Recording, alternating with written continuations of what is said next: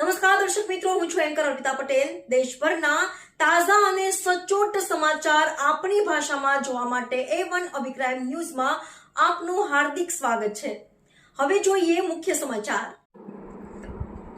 ઉપલેટા વાલ્મીકી સમાજમાં આજરોજ એક બહેન અવસાન પામેલ તેમના પરિવાર દ્વારા હિન્દુ પરંપરા મુજબ અંતિમ ક્રિયા માટે કૈલાસ મોક્ષધામ ટ્રસ્ટ સંચાલિત શબવાહિની માટે કૈલાસ મોક્ષધામ ટ્રસ્ટ સંચાલકોને ટેલિફોનથી જાણ કરવામાં આવેલ, પરંતુ સ્મશાન યાત્રા માટે શબવાહિની મોક્ષરથના ડ્રાઈવરનો સંપર્ક કરતા ડ્રાઈવર બહાનાબાજી કરી સમય પર શબવાહિની આવેલ નહીં। મૃતકના પરિવાર દ્વારા હિન્દુ ધર્મની જૂની પરંપરા મુજબ અંતિમ ક્રિયા માટે આવેલ ડાઘોના ખંભે ટેકો આપી સ્મશાન યાત્રા કાઢવામાં આવેલ, ત્યારે મૃતકના નિવાસ સ્થાનેથી યાત્રા નીકળી ગાંધી ચોક પહોંચતા ત્યારે શબવાહિની ગાંધી ચોકમાં આવેલ વાલ્મીકી સમાજમાં કોઈ પણનું અવસાન થાય છે ત્યારે અવારનવાર આવી રીતે મોક્ષરથ સમયસર આવતા નથી અને વાલ્મીકી સમાજમાં મૃતદેહો ડીઝલ ભઠ્ઠી દ્વારા ઉપયોગ કરવા માટે કહેવામાં આવે તો ડીઝલ ભઠ્ઠી બંધ છે તેવું સંચાલકો કહે છે। રિપોર્ટર ભાવેશ ગોહિલ, ઉપલેટા।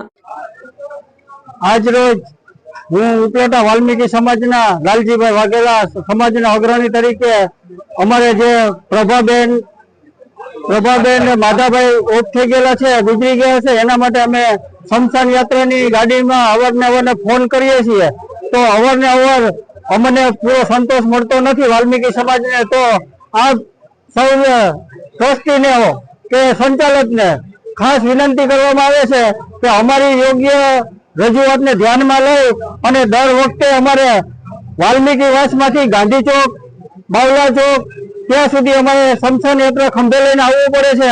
આવા કેટલી વખત બનાવ બનેલા છે, માટે અમે ઉપલેટા વાલ્મીકી સમાજ તરફથી રજૂઆત કરીએ છીએ કે અમને પૂરેપૂરો ન્યાય મળે।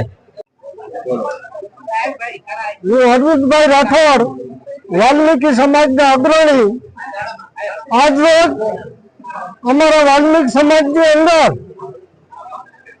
શ્રી સ્વર્ગસ્થ પ્રભાબેન માધાભાઈ ઢાકેચાનું અવસાન થયું અને અમારો વાલ્મીકી સમાજ મોટી સંખ્યામાં હાજર રહેલ, તો આ શબને સ્મશાન સુધી પહોંચાડવામાં જે મોક્ષ રથની વ્યવસ્થા કૈલાસ ધામ મોક્ષ મંદિર ટ્રસ્ટ તરફથી કરવામાં આવે છે તે મોક્ષ રથ અમારા વાલ્મીકી સમાજમાં અવારનવાર જ્યારે આવો મરણ પ્રસંગ બને છે ત્યારે અમને એવું લાગી રહ્યું છે કે અમારા સમાજમાં ઈરાદાપૂર્વક મોડેથી ઘણી બધી રાહ જોડાવી સમયનો વ્યય કરી અને અમને આ મોક્ષ રથ મોડું પૂરું પાડવામાં આવે છે।